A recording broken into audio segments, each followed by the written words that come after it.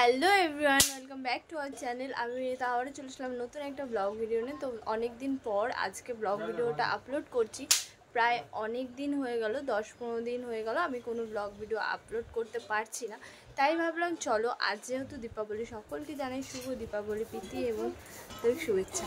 তো এই দেখো, এখন হচ্ছে সকাল বাজে হচ্ছে 9:30 কি 10টার মতো বাজে। এদিকে সবাই মিলে আমরা এখন বসে বসে কেউ ভাত খাচ্ছে, সিমিও দেখে বসে আছে। তো চলো বাকি কাজ সেরে আবার দেখা হচ্ছে তোমাদের সাথে। আর শুরুতে আমি একটা কথা বলতে চাই, এই ভিডিওটা আমার অনেক দিনের ক্লিপসগুলো তুলে রাখা হয়েছিল, সেটা আমি আপলোড করতে একটু দেরি করে ফেললাম।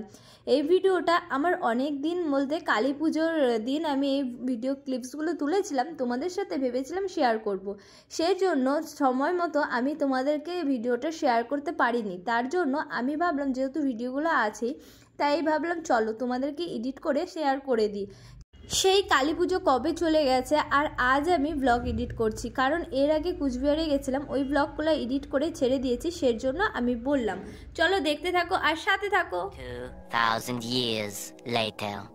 তো এখন আমি সন্ধেবেলা, তাই সন্ধেবাতিটা দিয়ে দিচ্ছি, কারণ কালী পুজোর দিন একটু ঘর বাড়ি না সাজালে কেমন যেন মনমরা হয়ে থাকে।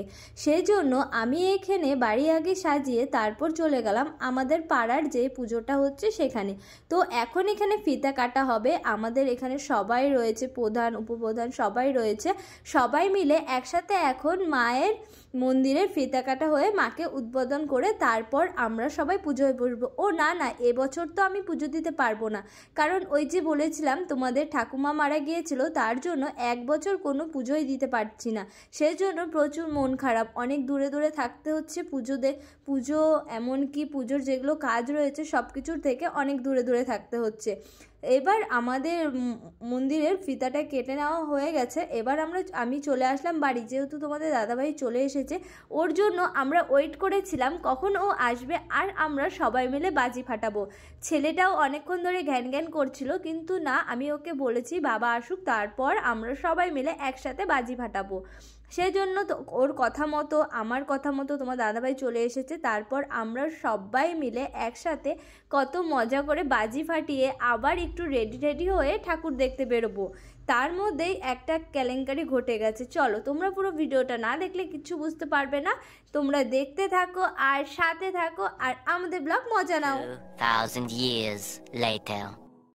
তো মন্দির থেকে চলে এসেছি, আমরা এবছর পুজো করতে পারবো না, সেই জন্য আর ওখানে বসেছিলাম অনেকক্ষণ পুজো দেখলাম, তোমরা দেখলেই আমার ব্লগটা।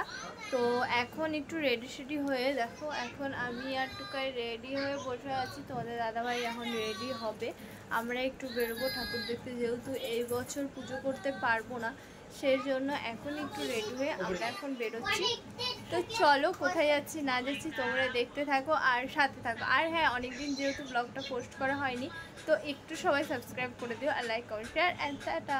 ওই যে বললাম একটা কেলেঙ্কারি হয়ে গেছে, দেখো আমরা রেডি হয়ে অলরেডি বেরিয়েও পড়েছি আর মাঝ রাস্তায় প্রচণ্ড বৃষ্টি, তাই ফ্লাইওভারের নিচে দাঁড়িয়ে বৃষ্টি উপভোগ করছি।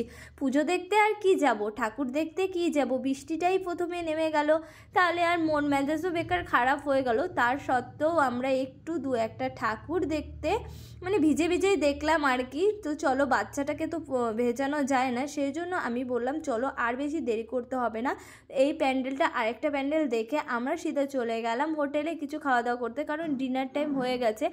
এখন যদি না খেয়ে বাড়ি যাই তাহলে হয়তো আর কিছু খাওয়া হবে না, কারণ আমি বাড়িতে রান্নাই করিনি সেজন্য।